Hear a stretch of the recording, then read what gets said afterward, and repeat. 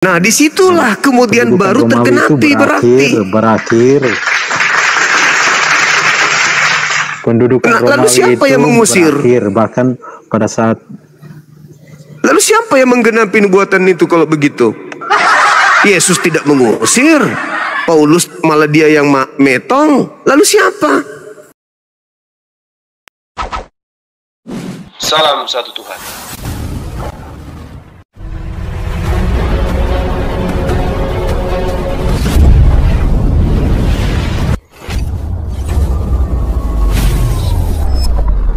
Pengantar ini singkat, para sahabat. Dukung semua ya sahabat-sahabat kita, channel Densa News Muslim. Di like, di subscribe, di share sebanyak mungkin. Untuk supaya mencegah sahabat-sahabat kita di luar sana tidak terpengaruh terhadap pemurtadan. Semoga Allah memberikan selalu sikap istiqamah.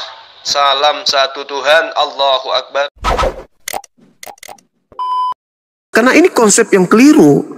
Masa ada Tuhan turun ke bumi, mati untuk dosa-dosa? Itu konsep dari mana itu, abangku? Yang benar adalah Yesus orang benar datang mengajarkan jalan kebenaran dan hidup. Barang siapa yang percaya kalau dirinya adalah Mesias bagi Bani Israel, maka dia akan selamat sampai kepada tujuan. Itu yang benar. Tapi mereka menolak. Ini bukan Mesias ini. Mereka tolak. Akhirnya mereka sekongkol untuk membunuhnya. Apa yang terjadi setelah mereka ingin membunuh Yesus? Apakah Tuhan menyelamatkan dia? Atau Tuhan membiarkan saja dia mati di tangan orang-orang kafir? Ya, Tuhan menyelamatkan dia pasti. Makanya tidak ada di Islam apa upah dari yang menyalibkan Nabi Isa. Apakah dia pahlawan atau penjahat? Islam tegas. Yang menyalibkan penjahat, yang disalib sesamanya mereka. Nabi Isa yang benar itu diselamatkan, selesai perkara. Tapi kalau di Kristen sulit. Karena kenapa? Penyaliban itu adalah pintu keselamatan bagi Kristen. Nah, jadi masalah besar. Bagaimana dengan yang menyalibkan Yesus, pahlawan atau penjahat? Rupanya penjahat. Kalau penjahat, berarti orang Kristen menerima keselamatan dari penjahat. Kalau dia pahlawan, lebih parah. Berarti iblis adalah pahlawannya Kristen. Gara-gara salib ini, Kristen serba salah. Maju salah, mundur salah. Dibilang pahlawan, iblis. Dibilang penjahat, dinikmati hasilnya. Mana yang betul? Yang betul yang mana? Jadi kembali kepada konteksnya. Iya, silakan. Bagi orang Yahudi pada saat itu yang kurang percaya, maka eksekutor salib adalah pahlawan bagi mereka. Tapi bagi orang Kristen, kita mengimani bahwa itu adalah rencana Tuhan. Di mana Tuhan merencanakan itu? Harus terjadi. Ya, di mana Tuhan merencanakan itu? Pengorbanan. Di mana itu, Bang, tertulis? Tuhan merencanakan pengorbanan pada awal mula Abraham mengorbankan Ishak. Abraham mengorbankan anak tunggal itu bukan untuk dosa. Baca Kejadian 22, Abraham cuman diuji. Al-Quran juga mengatakan, Quran As-Saffat ayat 103, 104 sampai 107 sampai 113, Nabi Ibrahim hanya diuji, bukan nebus dosa. Sedangkan kalian menganggap Yesus itu mati untuk nebus dosa. Berarti iblis yang merasuki Yudas pingin dosa manusia dihapuskan. Iblis ini apa sih sebenarnya? Mau manusia berdosa atau mau manusia terbebas dosa? Kalau iblis mau manusia itu masuk neraka, ngapain coba? Kalau salib tujuannya menyelamatkan, ngapain dia merasuki Yudas?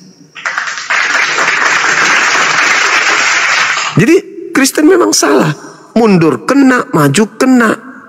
Karena kenapa, saudaraku? Coba lihat di dalam Galatia 3 nomor 13. Kristus telah menebus kita dari kutuk hukum Taurat. Dari sini aja Kristen udah keliru. Kenapa? Hukum Taurat itu bukan untuk kita. Hukum Taurat itu untuk Yahudi. Jadi kalau Kristus mati untuk menebus dari kutuk hukum Taurat, berarti mati bukan untuk kita, karena Taurat itu bukan untuk kita. Serba salah. Serba salah. Cuman saudaraku Kristen ini terlanjur Kristen. Tidak dari proses belajar. Lahir, besar, bisa jalan, sudah dibopong sama orang tua ke gereja tanpa mempelajari Bible. Cuman imani doang, percaya saja, EGP, mau salah mau benar EGP. Tapi mereka yang menggunakan akal, sedikit demi sedikit cahaya kebenaran itu muncul di hatinya, akhirnya mereka mau belajar. Tidak ada urusan, saya Katolik dari lahir, bapak saya Katolik. Apa artinya itu semua kalau sudah masuk di kubur? Gak ada. Tak ada orang tua kita, tak ada pendeta kita, pastor kita turun di kubur membantu kita. Gak ada. Ini kita berurusan keselamatan kita. Salah dalam memilih agama dalam hidup, kekal di neraka. Oh tidak, saya harus begini. Ya, apa dasarnya? Saya harus Katolik, saya harus Protestan. Mana dalilnya? Mana legitimasi dari Yesus? Bukankah Yesus itu dikatakan dalam Ibrani 5 nomor 7 bahwa Yesus adalah orang soleh? Muslim dong dia kalau dia soleh. Bukankah di dalam Yohanes 14 nomor 31 Yesus berkata, dunia harus tahu bahwa aku senantiasa taat melakukan segala apa yang diperintahkan Tuhan kepadaku. Muslim dong dia. Berserah diri berarti. Hidup kekal itu adalah mereka mengenal Engkau satu-satunya Tuhan, dan Engkau dan aku adalah utusan Tuhan. Muslim dong dia. Asyhadu an la ilaha illallah wa Yesus Rasulullah berarti. Matius 26 nomor 39. Lalu gimana? Bang Zuma. Siap. Sorry. Muslim itu abad ke-7 loh setelah Kristiani. Gimana abang bisa mengatakan bahwa Yesus adalah Muslim? Saudaraku, Islam itu ada pada saat 7 Masehi.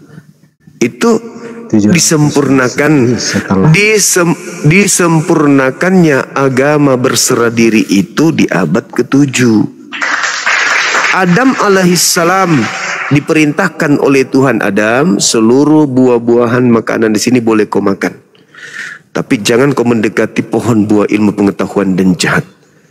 Ketika Adam tunduk berserah diri terhadap perintah itu, tidak membangkang, dia Muslim. Apa yang diperintahkan Tuhan dia ikutin, Muslim.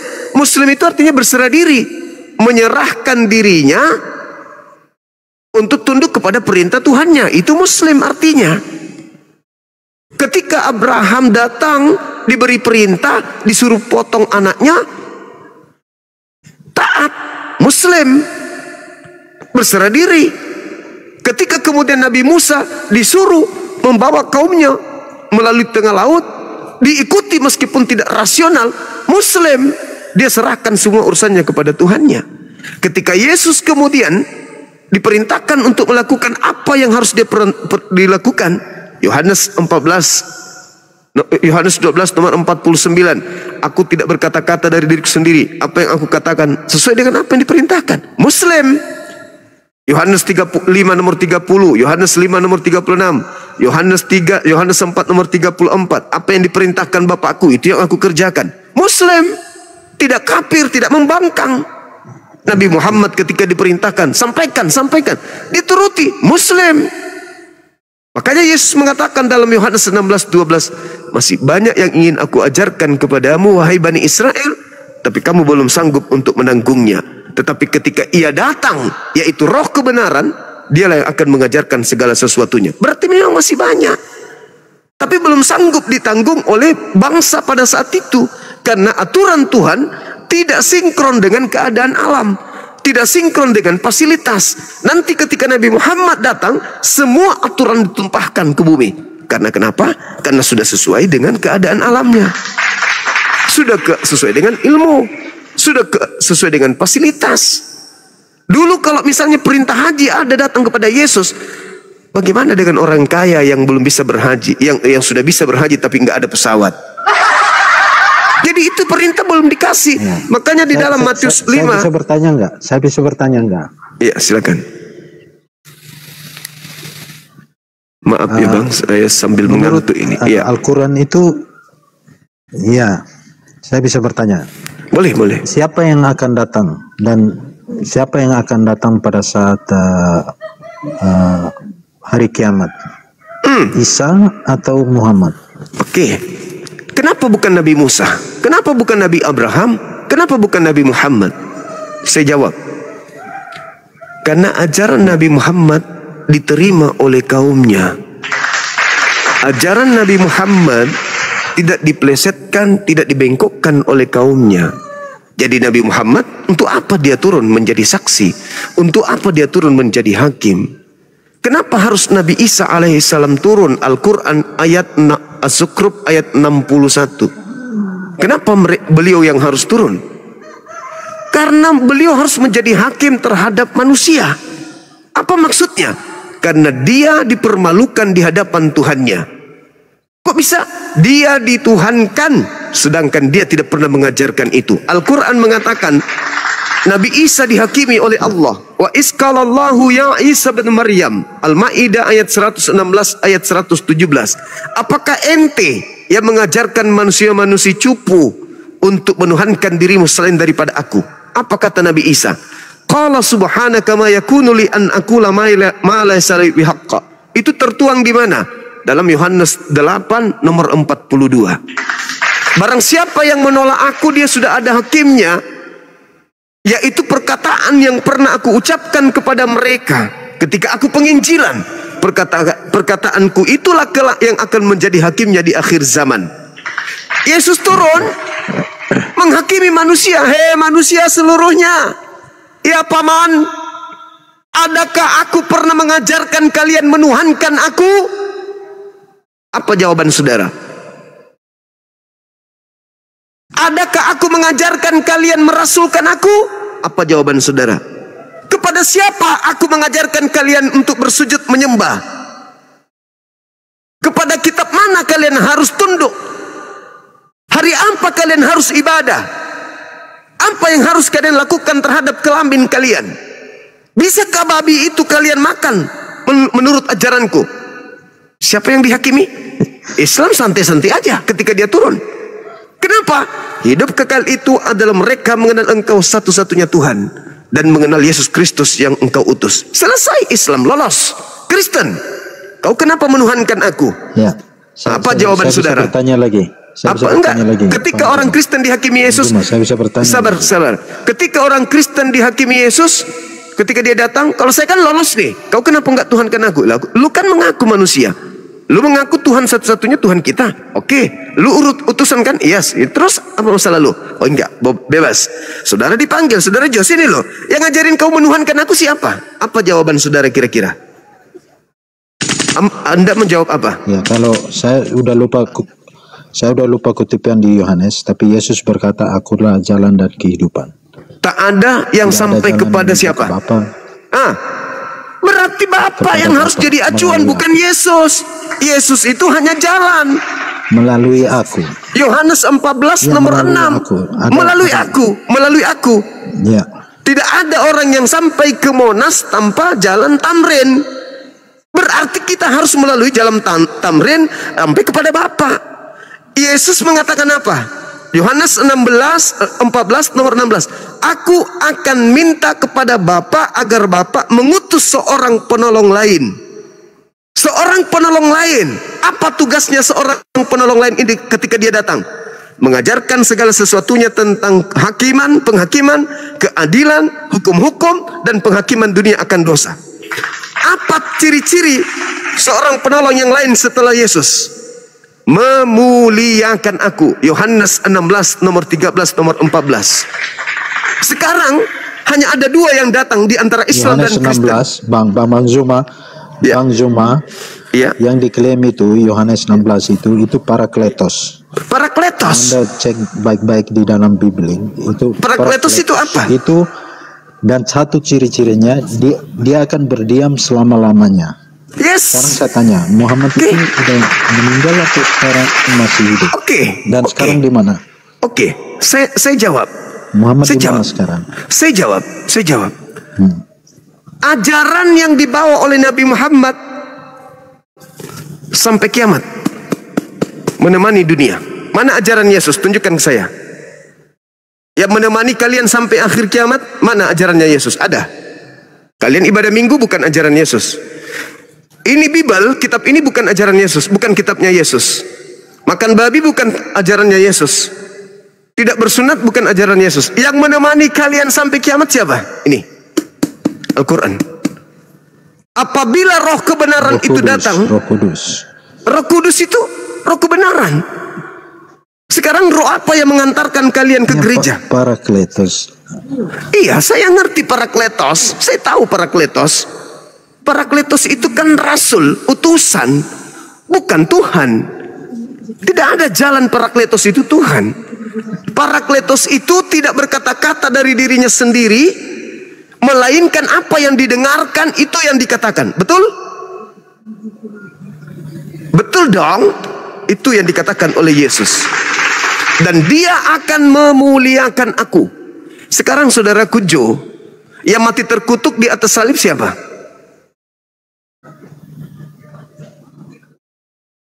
Ayo. Pasti Anda ingin mengatakan Yesus. Apakah Anda sedang memulaikan atau Anda sedang menghinakan? Anda sedang menghinakannya. Kenapa Anda sedang menghinakannya? Saudaraku, Ulangan 21 nomor 22 nomor 23, terkutuklah orang yang Ulangan 21 nomor 22. Apabila ada orang melakukan dosa yang sepadan dengan hukuman mati, lalu kau hukum dia, jangan kau biarkan mayatnya semalam-malaman di atas tiang, sebab orang yang dikutuk oleh Elohim, jangan kau biarkan mayatnya menyentuh tanah yang diwariskan Tuhanmu kepadamu. Berarti Yesus ini adalah orang yang dikutuk oleh Elohim dalam pandangan Kristen. Dan itu diperparah dengan surat Paulus, Galatia 3 nomor 13. Kristus telah menebus kita dari kutuk hukum Taurat dengan jalan menjadi kutuk karena kita. Sebab ada tertulis, terkutuklah orang yang digantung di atas tiang salib. Terkutuklah orang yang digantung di tiang salib. Siapa yang digantung? Yesus berarti yang terkutuk. Siapa yang digantung? Yesus berarti yang terkutuk. Siapa yang digantung? Yesus berarti yang terkutuk. Yesus. Apakah Anda sedang memuliakan dia? Atau Anda sedang menghinakan dia? Kalau Al-Quran, wa ma katalu wa ma salabu walakin syubbiha lahum. Nabi Isa tidak dibunuh, tidak disalibkan. Kami memuliakan beliau.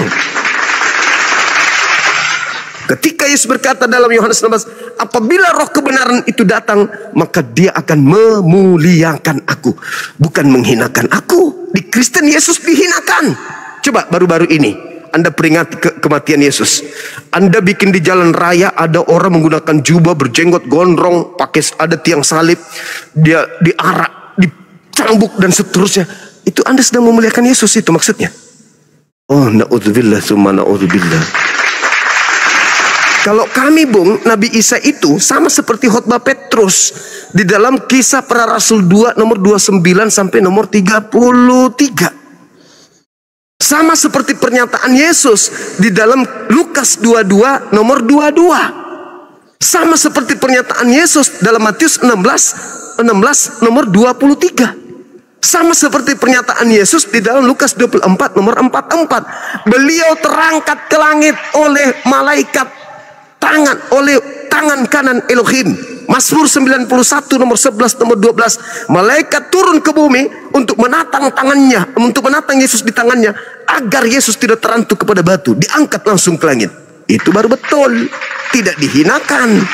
Tapi kalau di agama Anda, kalau Yesus terangkat ke langit, mengapa Muhammad dibiarkan mati keracunan? Kenapa mati keracunan? Saudaraku, tidak ada dalilnya Nabi Muhammad mati keracunan, Bang. Yang dinubuatkan di dalam Yeremia 23, sabar. Di Al-Quran dikabarkan. Mana? Di mana Nabi Muhammad mati keracunan di Al-Quran? Di mana? Di Al-Quran dalam hadis itu dikatakan bahwa Muhammad keracunan oleh wanita Yahudi. Oh, kalau itu ya, saudara, justru ketika ditanya oleh wanita ini, Zainab ditanya, nama perempuan itu Zainab, ditanya, kenapa kau meracun Nabi Muhammad? Aku hanya ingin membuktikan dia nabi atau bukan. Kalau dia mati berarti dia bukan nabi, berarti dia nabi palsu. Tapi kalau dia tidak mati, dia mati berarti. Mana ada dia mati 4 tahun kemudian. 4 tahun kemudian. Yang disebut mati diracun itu baca Yohanes 19 nomor 30. Setelah dia mencicipi anggur asam, maka matilah dia. Enggak hitungan 10 detik minum anggur asam, mati. Itu siapa? Yang kamu kira Yesus, saudara. Sedangkan nubuatan Yeremia 23, apa yang dikatakan Yeremia 23? Kepastikan nabi-nabi Yerusalem semakin merebak, maka aku akan meminumkan anggur asam. Siapa yang minum anggur asam di atas salib? Yang kamu sembah, yang bukan Yesus asli, tetapi penyesat yang menggantikan dia. Yesus gimana? Karena anggur asam, dia mati karena dipompa. Yesus mati karena anggur asam. Kamu baca, saudaraku, buka sekarang Bibelmu. Saya di sini nih. Saya boleh Anda laporkan kalau saya bohong. Yohanes 19 nomor 30. Aduh, sayangnya Anda tidak bisa. Bernama Longinus. Enggak ada itu. Nih, tak bacakan ya Yohanes 19 ya. Makanya belajar, Bang, jangan cuma ke gereja bayar perpuluhan, Bang. Jangan mau dikibulin. Nih, tak bacakan saudaraku ya. Ini terjemahan 19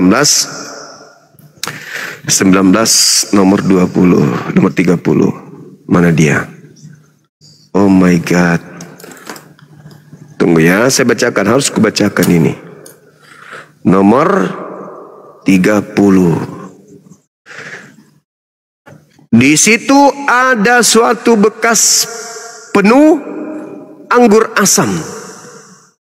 Maka mereka mencucukkan bunga karang yang telah dicelupkan dalam anggur asam pada sebatang hisop, lalu mencucukkannya ke mulut Yesus. Sesudah Yesus meminum anggur asam itu, berkatalah dia, sudah selesai, lalu matilah dia. Silakan saudara-saudara yang ada di rumah buka Bible Yohanes 19 nomor 30. Siapa yang mati diracun? Oknum yang disangka Yesus, yang disembah oleh Kristen hari ini. Data ini, Bang. Ini data. Yesus bukan mati disalib. Berdasarkan Yohanes 19, oknum ini mati diracun. Hei, Yeremia 23, anggur asam itu racun, itu nubuat. Anggur asam itu bukan racun. Itu nubuat. Sekarang begini, Bung, ini teh ini bukan racun. Memang bukan racun. Tapi kalau sudah ada anggur asam, ada bunga karang yang sudah dikasih racun, ya racun lah jadinya.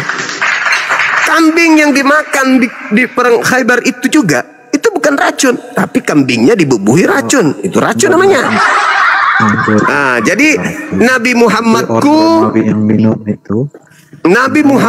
itu tidak mati diracun. Cuman ketika dia diracun, kambing yang sudah masak loh, secara ajaib berbicara, jangan kau makan aku sudah dibumbui racun. Orang yang di samping Nabi Muhammad mati, dia nggak mati, masih hidup 4 tahun dia memimpin haji wada, masih mengajar, masih memimpin umat, tak ada mati diracun. Itu tuduhan orang orientalis barat dari pembenci-pembenci Islam. Oke, kembali kepada tema saudara-saudara, bahwa apakah yang menyalib Tuhannya Kristen ini, yang meminumkan racun kepada Yesus sampai dia mati di atas salib, pahlawan atau penjahat?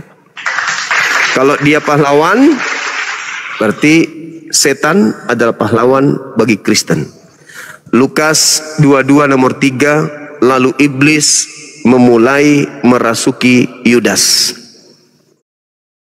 Lukas 22 nomor 2, mahkamah agama orang Farisi, imam kepala sepakat mencari-cari alasan untuk membunuh Yesus. Matius 26 nomor 4, mereka membuat tipu muslihat. Nomor 59, melakukan kesaksian palsu.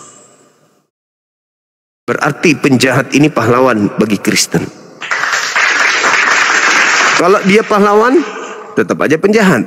Kalau dia penjahat, bagi Kristen tetap aja pahlawan. Jadi ucapkanlah terima kasih kepada setan, kepada imam kepala, mahkamah agama yang telah membunuh Tuhan kalian sampai dosa kalian itu ditebus. Saya kira begitu saudaraku. Silakan saudara Arjuna, kalau Anda keberatan dengan pernyataan saya, Anda mengatakan saya dusta, silakan naik, bantah data-data saya karena saya menyampaikan data. Kalau saya dusta, ini dasar saya berbicara. Bukan saya ngomong sendiri. Makasih ya Bang Juma. Turun. Iya. Oke saudaraku, makasih. Hati-hati di jalan. Makasih. Ya. Siap. Kita ngopi lagi. Ngeteh. Bismillahirrahmanirrahim.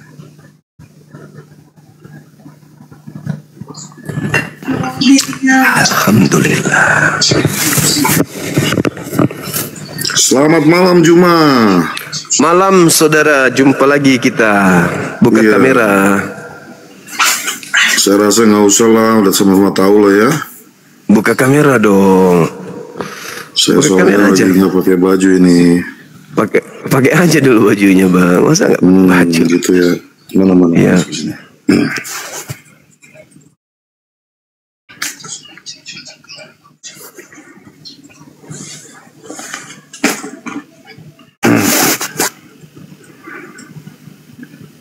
Jadi tuh kata-kata Muhammad itu nggak ada ya? Yang dibilang dia ngomong sama Isa rasa sakit akibat dari makanan. Ada. Akibat konsumsi yang di Khaybar itu ada nggak itu? Ada.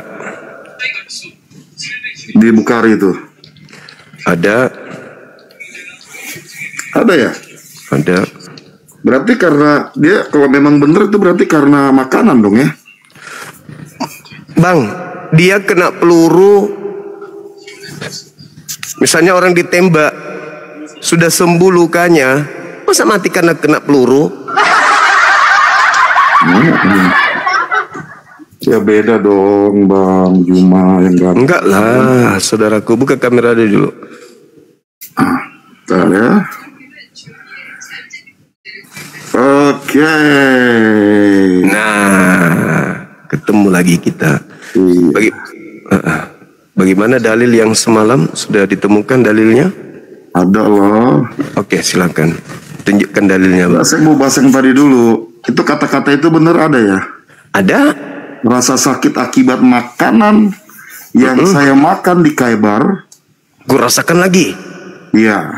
Iya. Ada nggak itu? Ada. Berarti karena racun itu?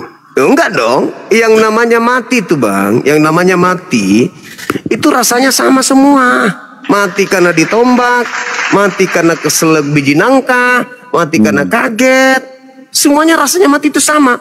Pada saat beliau diracun, rasa itu dia rasakan. Ini kok kayak ada apa ya?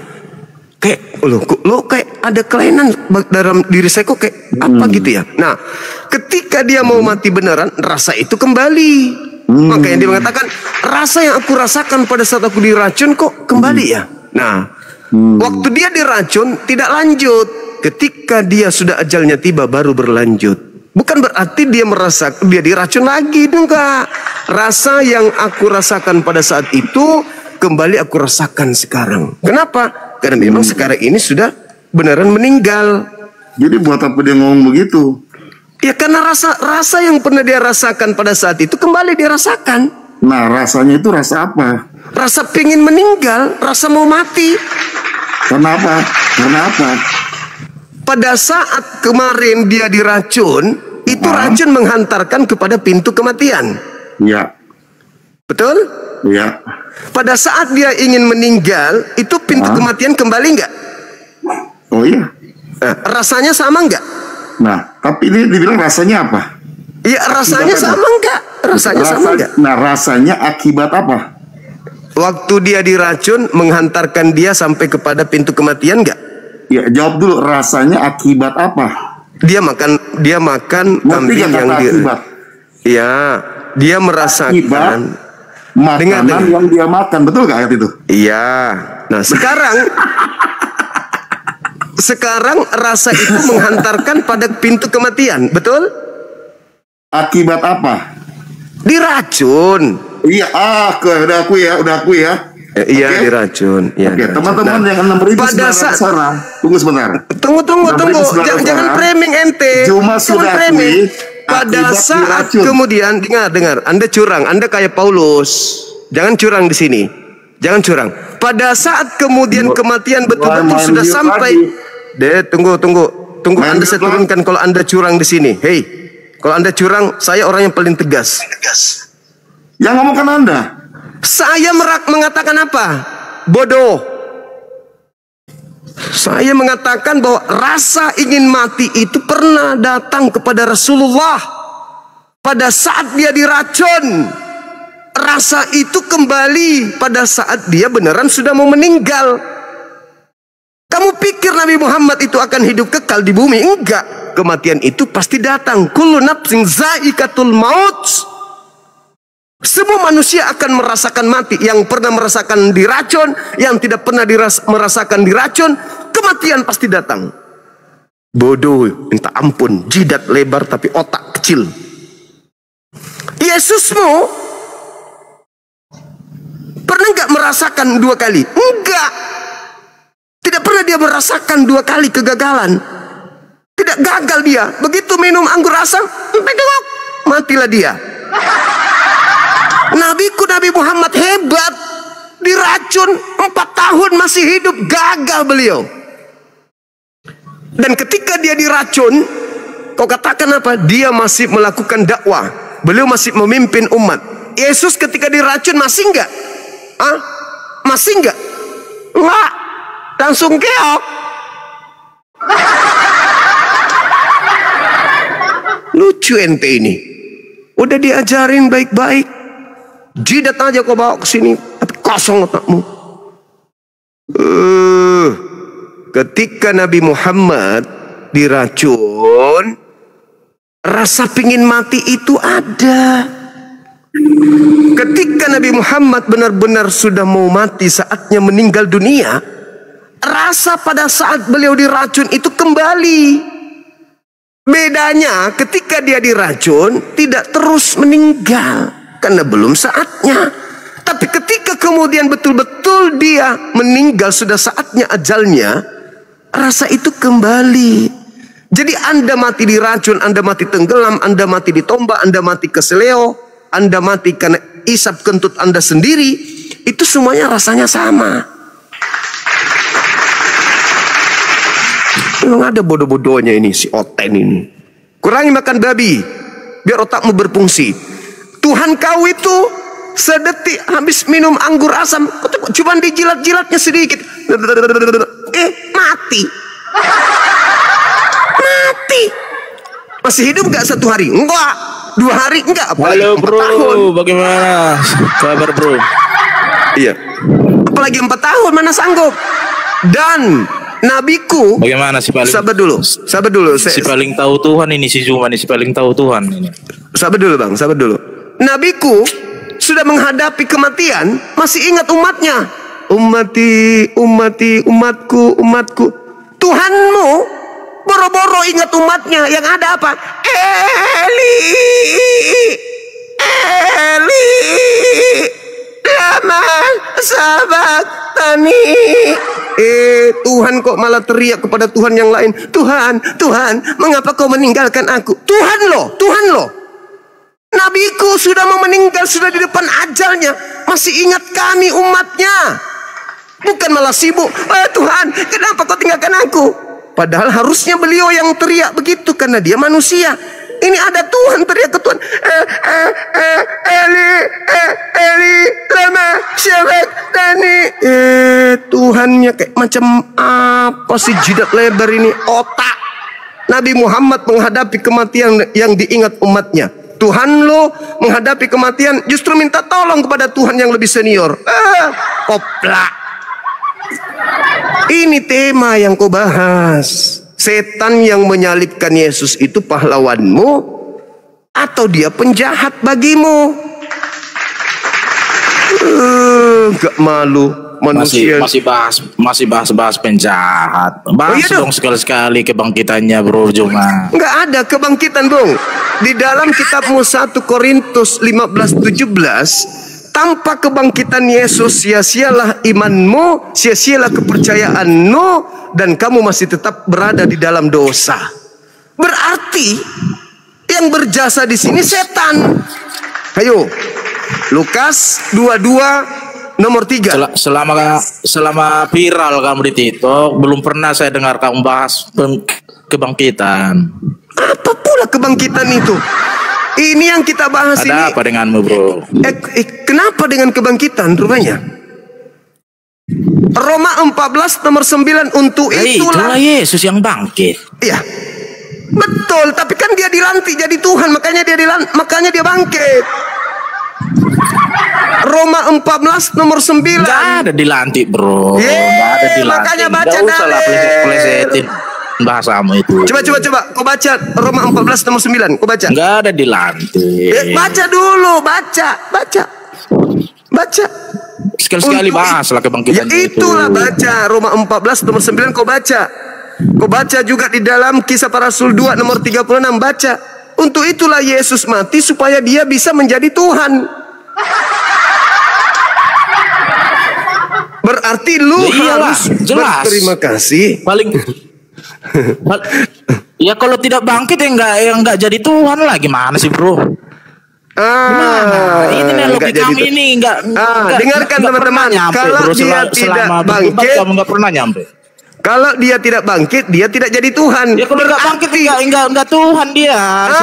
Seperti nabimu. Berarti setan menghadiahkan Tuhan kepada Anda. Karena setanlah sampai dia mati, supaya dia bangkit mati dulu. Berterima kasihlah kepada Jadi setan. Jadi begitu loh, bro. Iya, berterima kasihlah kepada setan yang telah menghadiahkan Tuhan kepada Anda. Salib terus kamu bahas kebangkitannya, kayak kamu bahas gitu loh. Bisa nggak bangkit gitu tanpa disalib? Itu kan sudah dinubuatkan, harus dinubuatkan nenekmu Kiper. Jadi masalahnya apa? Gereja yang menubuatkan. Ya dia sendiri. Siapa? Di mana Yesus menubuatkan dirinya? Ya adalah sebelum adalah udahlah sebelum mau disalib dia udah berkata anak manusia akan di buka kameranya dulu. Buka kamera dulu, Bang. Gimana sih, bro? Buka kamera dulu, jangan ngarang-ngarang lah. Buka kamera dulu. Kalau saya buka kamera 24 jam saya melayanimu berdebat. Boleh, enggak apa-apa. Tapi kalau kamu berani gitu loh. Saya berani dong, masa tidak? Berani kamera. Dengan bahas Tuhanmu juga berani. Boleh, silakan. Buka kamera, silakan. Oke, boleh saya bertanya dengan Tuhan yang kau tawar-tawarkan ini? Buka kamera dulu. Iya, kan udah saya bilang akunku belum bisa. Ya udah, jangan sombong kalau gitu. Yang pasti ya, yang sombong, bro. Yang pasti kamu harus berterima kasih kepada setan. Berkat upaya kerja keras setanlah merasuki Yudas, sehingga kamu punya Tuhan bisa keluar dari kuburan. Betul? Jadi selama kamu berdebat di TikTok ini nggak ada yang dipetik dari narasi. Iya, karena otakmu kan selalu penghujatan, gitu loh, bro. Loh, kok saya menghujat? Gimana? Apa yang saya hujat? Iyalah, selalu plesetin bahasa lah. Apa yang saya plesetin? Apa yang saya plesetin? Apa?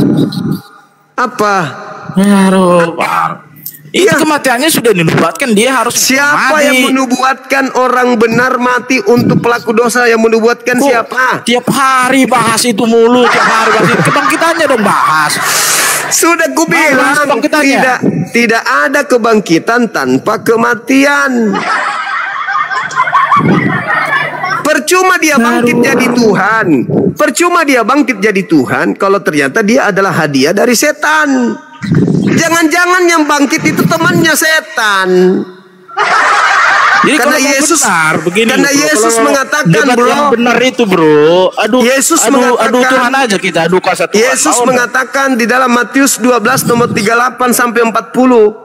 Kebangkitan itu adalah tanda untuk angkatan jahat. Ayo. Alah, ampun lah. Kan pelesetin lagi, Kang.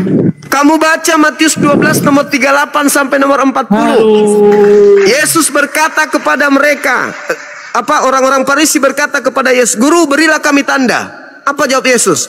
"Angkatan jahat ini dan angkatan tidak setia ini minta satu tanda, dan tidak akan diberikan satu tanda apapun kepada angkatan jahat selain tanda Yunus. Sebab Yunus 3 hari 3 malam dalam perut ikan, demikian juga anak manusia akan berada dalam perut bumi 3 hari 3 malam. 3 hari 3 malam dalam perut bumi itu menurut Terus Yesus, itu apa tuh maksudnya tuh? itu tanda untuk siapa? Ya untuk Yesus. Untuk angkatan jahat. Makanya jahat, ya ampun. baca dalilmu. Baca dalilmu, bacakan ya. Benar kamu itu. Begini aja bro, kamu kan menawarkan Tuhanmu yang benar.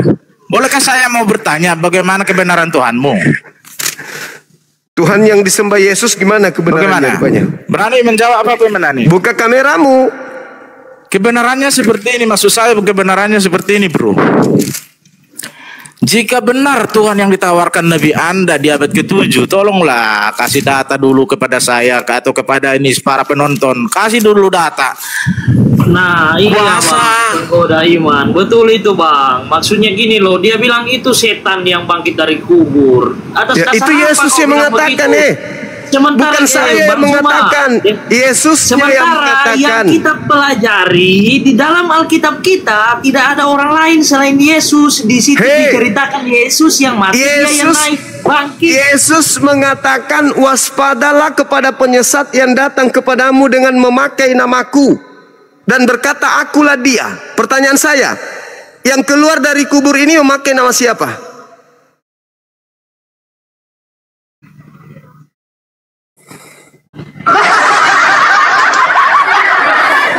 Buka kameranya bang, biar saya tidak akan lari dari Biblemu ini, dan saya tidak akan lari dari kitab suciku Al-Quranul Karim. Di kananku ada Al-Quran, di kiriku ada Bible. Tidak akan lari saya.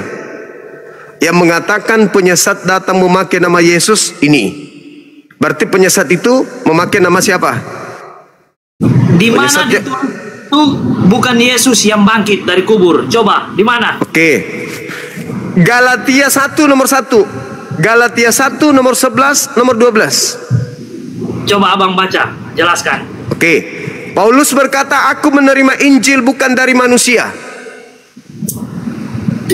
Jangan keluar dari konteks kebangkitan tadi loh. Kebangkitan Yesus tadi yang kita dibahas itu Yesus sekarang bangkit. Sekarang saya tanya. Abang bilang tadi bukan Yesus yang bangkit. Saya tanya sama saudara. Jangan bicara sendiri.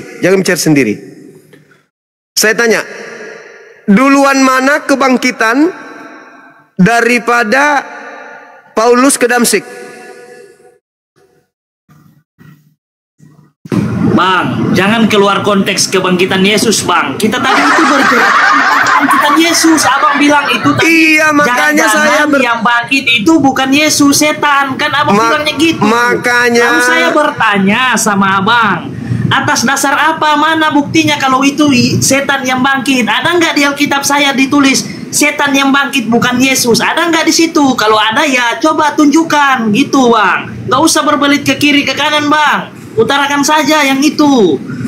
Oke, baik. Dengarkan. Yesus di dalam Lukas 4 nomor 6 dibawa oleh iblis untuk dicobai. Apa kata iblis? Yesus, segala kemegahan dunia dan segala kerajaan yang ada di dunia akan aku berikan kepadamu. Kuasa langit, kuasa bumi aku berikan kepadamu apabila engkau sujud menyembahku. Pertanyaan saya, apakah Yesus menerima kuasa langit dan bumi dari iblis? Iya. Menerima? Apakah Yesus menerima kuasa langit dan bumi dari iblis? Emang iblis mempunyai kuasa langit dan bumi? Ada dong.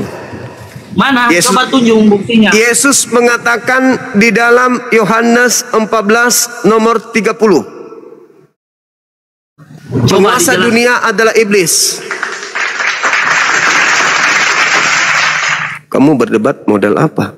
Modal hidung.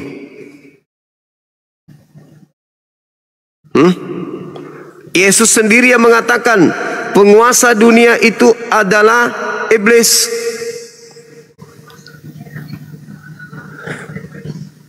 1 Yohanes 5 nomor 19. Dunia ini dibawa kuasa iblis. Jadi jangan kau ragukan tentang pengajaran saya.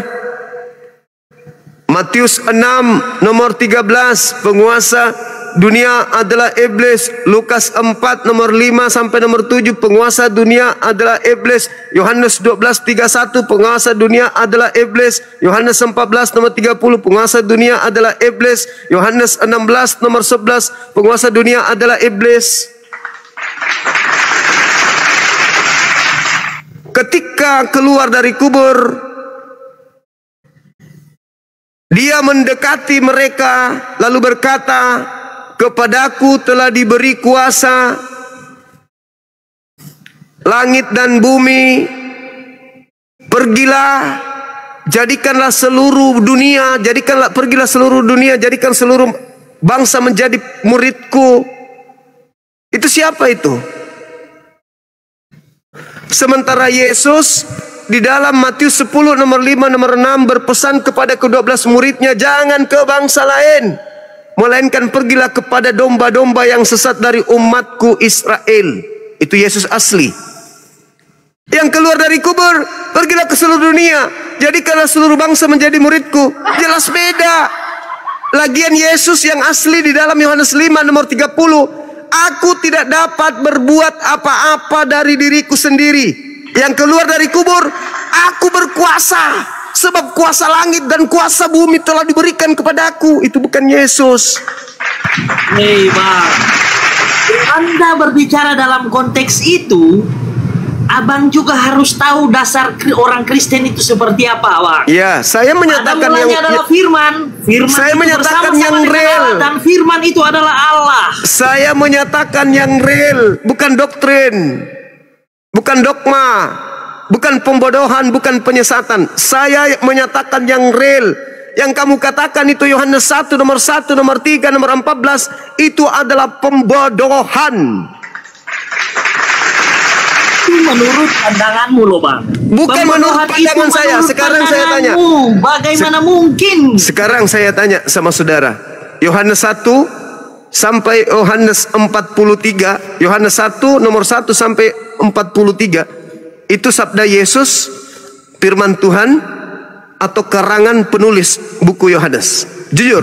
Semua yang tertulis diilhamkan di dalam Alkitab, maupun itu Yohanes yang Abang bilang tadi itu firman Allah. Itu nenekmu firman kiper. Lalu saya mau bilang apa? Sementara itu yang saya firmankan itu firman Allah yang kami baca itu menjadi jalan kebenaran dan hidup. Semua itu adalah firman Allah. Perjanjian lama dan akan digenapi dengan perjanjian baru. Perjanjian lama dan perjanjian baru semuanya itu firman Allah bagi orang Kristen. Bukanlah orang Kristen kalau bilang itu bukan firman Allah, Bangku. Seperti itu. Oke, saya kasih data samamu ya. 2 Korintus 2 nomor 19, nomor 20, 21, 22. Di situ berkata begini, benarlah peribahasa yang berbunyi, anjing kembali memakan muntahnya dan babi kembali ke kubangannya. Itu firman Tuhan atau bukan? Hei Bang,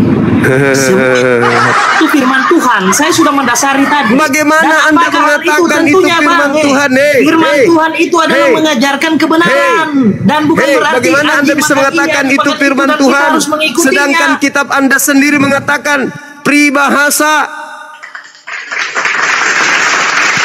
Makanya abang itu mengutarakan sesuai dengan pandangan abang, sementara di situ tertulis benarlah peribahasa yang berbunyi Tuhan, sementara kita sendiri orang Kristen yang benar-benar Kristen mengakui itu bahwa firman Allah yang hidup. Ya, itu kan tidak mungkin iman abang yang saya. Kristen Islam mengakui itu Itu adalah kan firman Allah. iman. Itu kan iman. Nih, tak kasih buku nih. Nih, ada buku di sini, buku lucu, pemberian sahabat saya nih. Ini, ya, ada buku lucu, pokoknya lucu isinya. Ini kalau kau percaya ini firman Tuhan, jadi firman Tuhan gak bagi kau?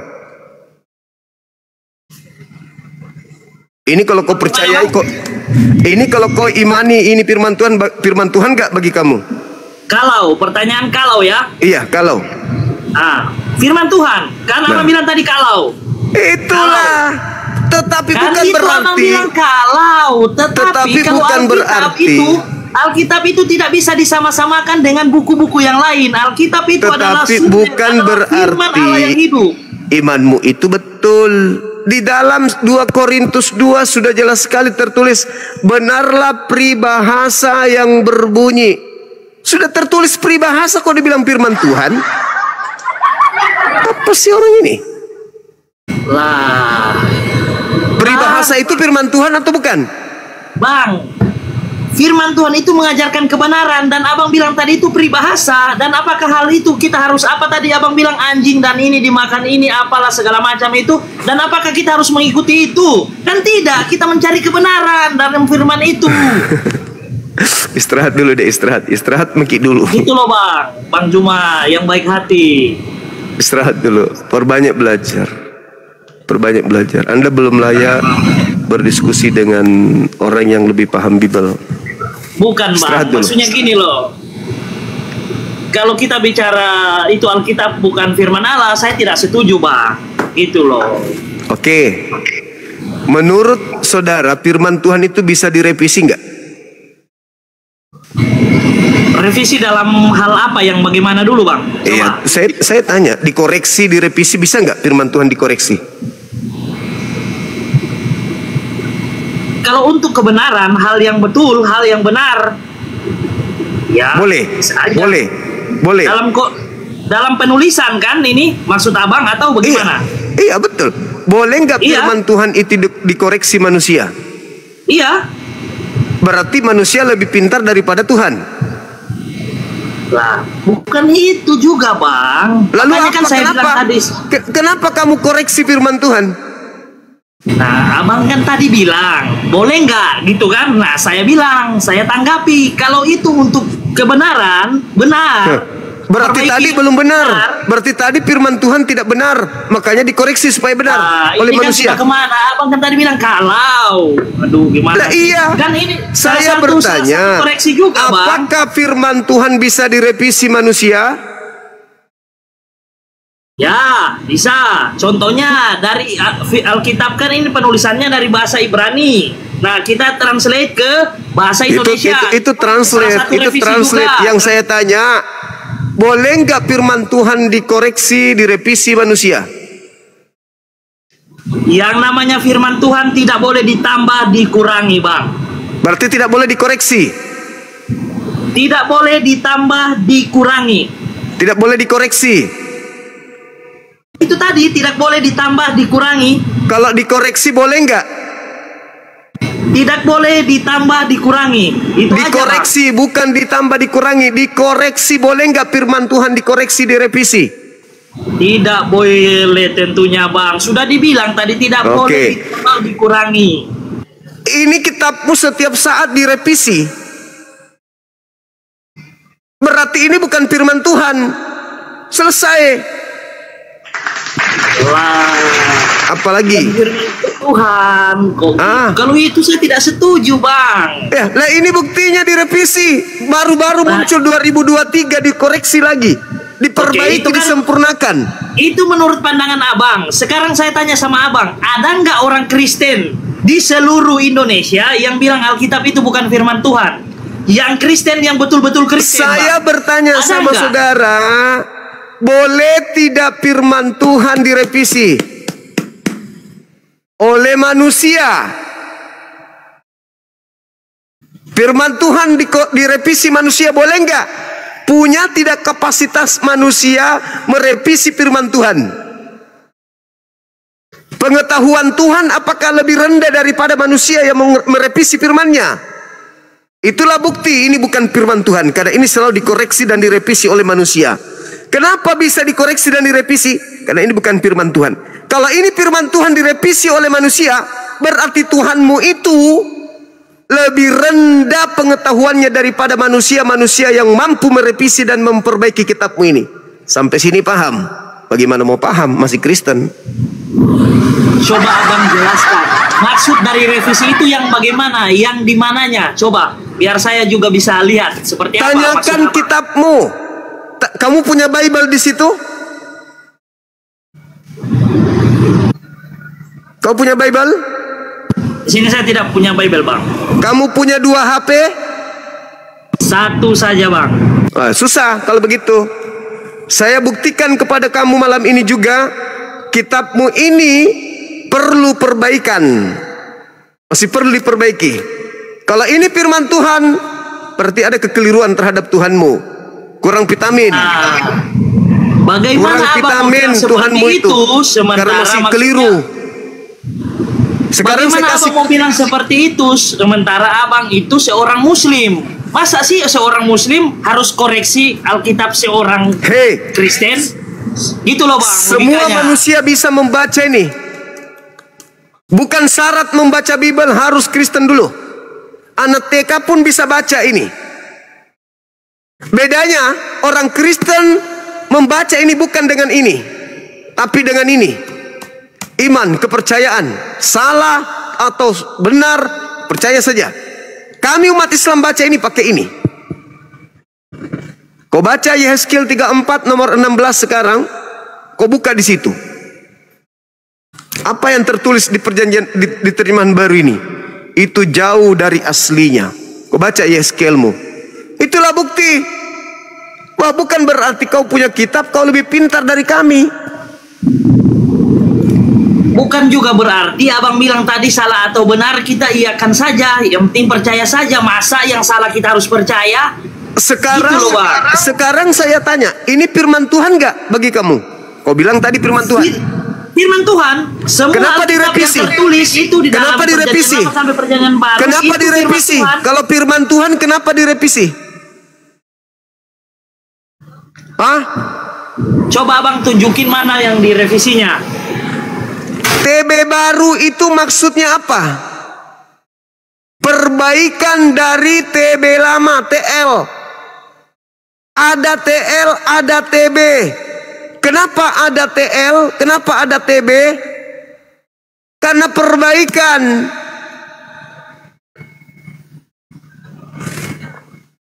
Memang mending kau lari daripada kau malu. Ngopi lagi kita.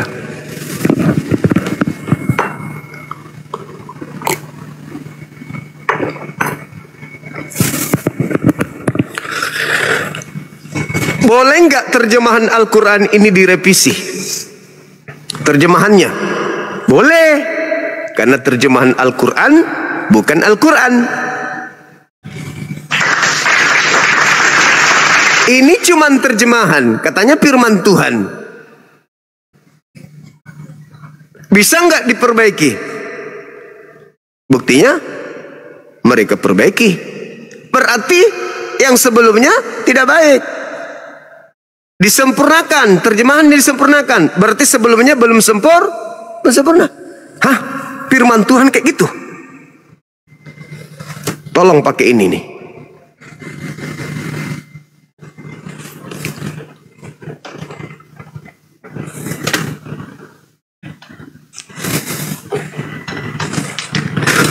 Ayo silakan saudara, yang bisa buka Karimah, naikkan.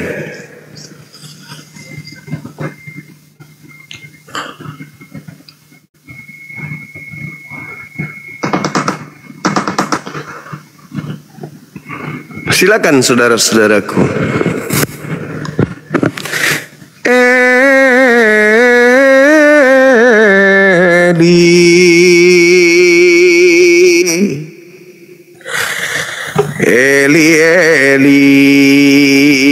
Eli kibale tunu, Eli toki kecap, si bawa jeruk nipis. Eli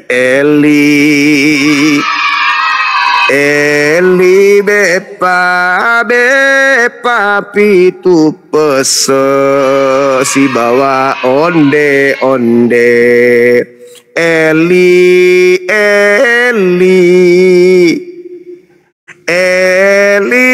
lipasabe to pake iboting. Sorry, terjemahan dibilang firman Tuhan. Sorry,